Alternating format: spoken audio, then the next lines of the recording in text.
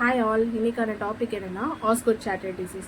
இது யாருக்கு அதிகமாக வரும்னு பார்த்தோம்னா சில்ட்ரன்ஸ் அண்ட் அடலசன்ஸ்க்கு அதிகமாக வரும். யார் ரொம்ப அதிகமாக ஸ்போர்ட்ஸில் ஆக்டிவாக இருக்காங்களோ அவங்களுக்கு அதிகமாக வரும்.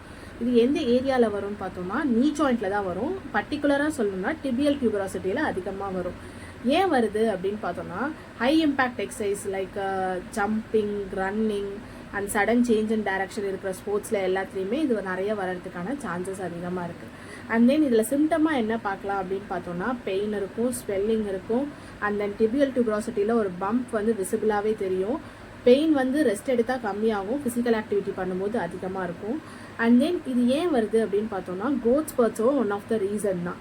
என்னென்னா இந்த அடலசன்ஸ் பீரியடில் தான் கிட்ஸுக்கு சடனாக ஃபிசிக்கல் சேஞ்சஸ் அதிகமாக வரும். ஹைட் ஆகிறதா இருக்கட்டும், வெயிட் போடுறதா இருக்கட்டும், இது எல்லாமே அந்த பீரியட் கேப்பில் தான் நமக்கு சேஞ்சஸ் வரும்.